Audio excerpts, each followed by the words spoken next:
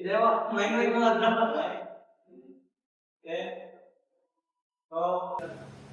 இருக்கு?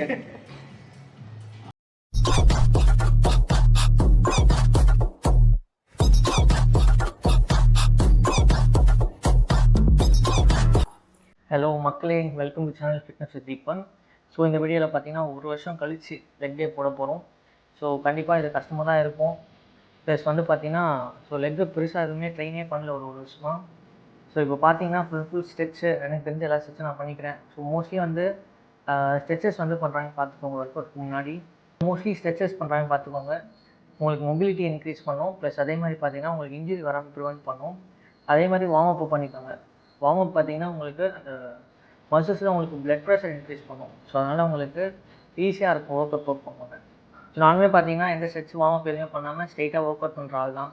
ஸோ அப்படி பண்ணதுனால பார்த்தீங்கன்னா மசில்லாம் பார்த்தீங்கன்னா செம்ம டைட் ஆகிட்டு, ஸோ ஜஸ்ட் இன்ஜுரிஸ் எதுவும் ஆகலை. பட் ஆனால் பார்த்தீங்கன்னா இன்ஜுரிஸ் நடக்க நிறைய வாய்ப்புகள் வந்து வரும் அப்படின்னு சொன்னாங்க.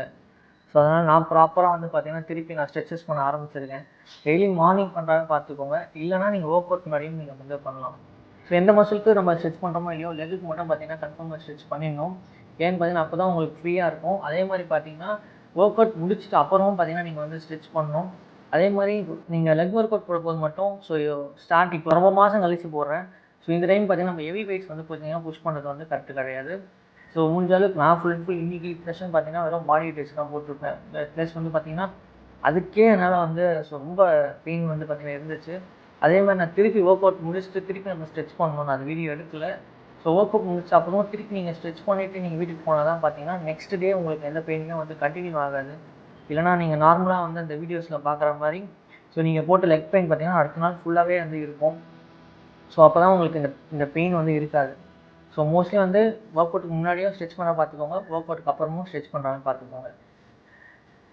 ஸோ இன்றைக்கி ஒர்க் அவுட் செஷனில் பார்த்தீங்கன்னா நான் வந்து பாடி வெயிட் ஸ்குவாட்ஸ், அதுக்கப்புறம் வந்து லெக் எக்ஸ்டென்ஷன்ஸ், சுமோ ஸ்குவாட்ஸ், அப்புறம் பார்த்தீங்கன்னா லெக் ப்ரெஸ் போட்டிருக்கேன். ஸோ இது நாலுமே பார்த்தீங்கன்னா வந்து நான் 2 செட்டு தான் போட்டிருக்கேன். பிகாஸ் என்னால் வந்து சுத்தமாக வந்து ட்ரெயின் பண்ண முடியல. பிகாஸ் ரொம்ப பெயின்ஃபுல்லாக இருந்துச்சு. ஏன்னு பார்த்தீங்கன்னா ரொம்ப வருஷமாக ட்ரெயின் பண்ணதுனால. ஸோ நீங்கள் வந்து ஃப்ரீக்வெண்ட்டாக ட்ரெயின் பண்ணுறதா பார்த்துக்கோங்க. சப்போஸ் உங்களால் ஜிம் மிஸ் பண்ண முடியலனா கூட நீங்கள் வீட்லேயே வந்து லெக்கை ட்ரெயின் பண்ண முடியும். நான் அந்த வீடியோஸ் ஏற்கனவே அப்லோட் பண்ணி வச்சுருக்கேன். உங்களுக்கு நான் அது பின்னில் கொடுக்குறேன். என்னோடய ஃபிட்னஸ் கோல் என்னென்னு பார்த்தீங்கன்னா 75 கேஜிலேருந்து 5 கேஜி ட்ராப் பண்ணுறது. நான் ஏற்கனவே பார்த்தீங்கன்னா 2 வீக்ஸில் நான் ஒரு 6 கேஜி கம்மி பண்ணியிருக்கேன். ஸோ இந்த ஃபேட் லாஸ் ஜேர்னியை நான் அப்படியே டாக்குமெண்ட்ரி பண்ணி வீடியோஸை ஷேர் பண்ணுறேன். சப்ஸ்கிரைப் பண்ணிச்சுக்கோங்க. கண்டிப்பாக உங்களுக்கு யூஸ்ஃபுல்லாக இருக்கும். அதை தாண்டி நான் நிறைய ஃபிட்னஸ் கண்டென்ட்டும் உங்களுக்கு போட்டு வச்சுருக்கேன். Stay strong. தேங்க்யூ ஃபார் வாட்சிங்.